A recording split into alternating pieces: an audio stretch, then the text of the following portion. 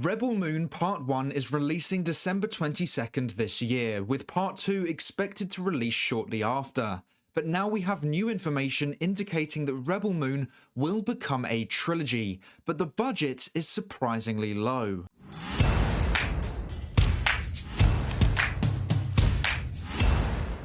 Hey everyone, welcome back to The Road to Rebel Moon. This is the web series where we follow all the updates regarding Zack Snyder's latest sci-fi epic, Rebel Moon. This is episode 7, and today we have some new information regarding the scale of the movie and how much of this universe we are going to explore. Firstly, we will have 2 books for Rebel Moon. The first is a book by Peter Apurlo and will be released on the 26th of December called Rebel Moon: Creating a Galaxy, Worlds and Technology. He also previously worked on books for Army of the Dead and Batman v Superman. The second book is a novelization for Rebel Moon that will be released on December 5th, created by V. Castro. So 2 books about Rebel Moon will be released in December, which is great news as I want to get as much information about this universe as I can. The thing I love about Star Wars is how there are so many smaller stories told throughout other forms of media than just movies, and that really allows the Star Wars universe to feel so much richer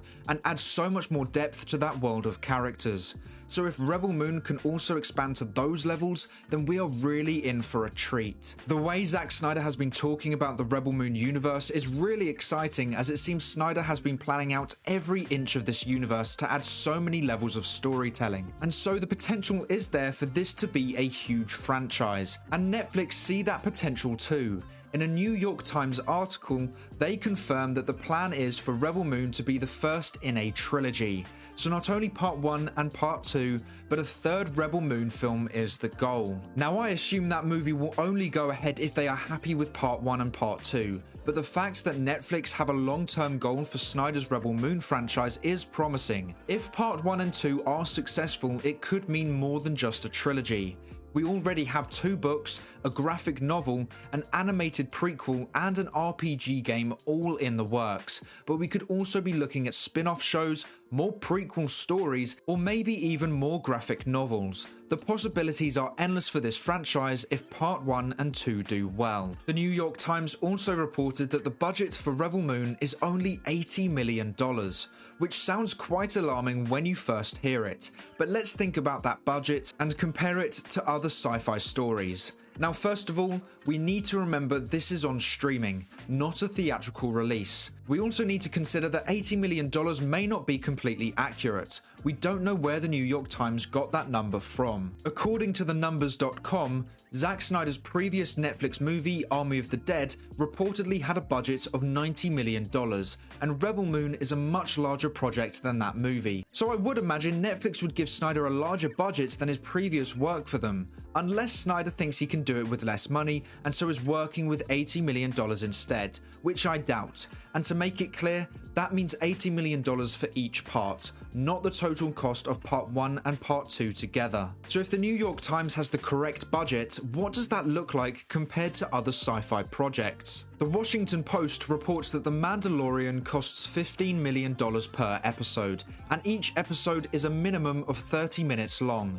So if we take 6 episodes, which would have a minimum runtime of 3 hours, it would cost them $90 million to make, which is just $10 million less than Rebel Moon's budget. And if you've seen the CGI and special effects in The Mandalorian, then you know they look very high quality. So I don't think we have to worry about the CGI looking weak in Rebel Moon. Just looking at the small teaser that Netflix released, we can see that the CGI didn't look weak at all. And I know that it's just a small glimpse, but it goes to show with even 8 months to go, the CGI already looks good. So I don't think the budget should worry fans. Rebel Moon star Carrie Ools had this to say about Rebel Moon and how epic it looks.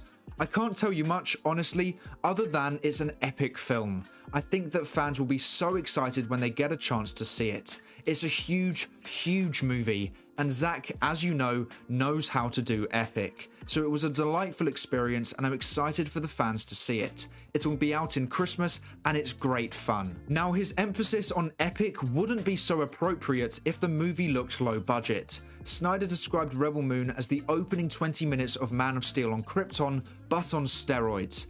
That wouldn't be possible if the CGI was weak. We have to remember that nowadays there are ways to lower costs, like using the volume, which uses LED screens to create an extremely realistic looking background for scenes. They used it in The Mandalorian and even The Batman, and Snyder is using it for Rebel Moon, so I'm sure the budget will not be negatively impacting the movie. Another thing to note is that they are using quite a lot of practical sets. From behind the scenes images and videos, we can see that they are using outside sets and even built some spaceships for scenes. That will reduce the budget as less detail will have to be created in post-production, as a lot of physical sets would have been made. Sure, green screen will be used, but probably far less than what Marvel movies are using nowadays. Also, building physical replicas of the ships will allow scenes to look far more realistic and means the CGI will look a lot better, as Scanline VFX will have a physical ship to run through their system instead of having to create it all from scratch themselves. So it will make the final result look more realistic than if it was completely made with CGI. And the final update today is, according to Slash Film, we will be getting R-rated versions of Rebel Moon,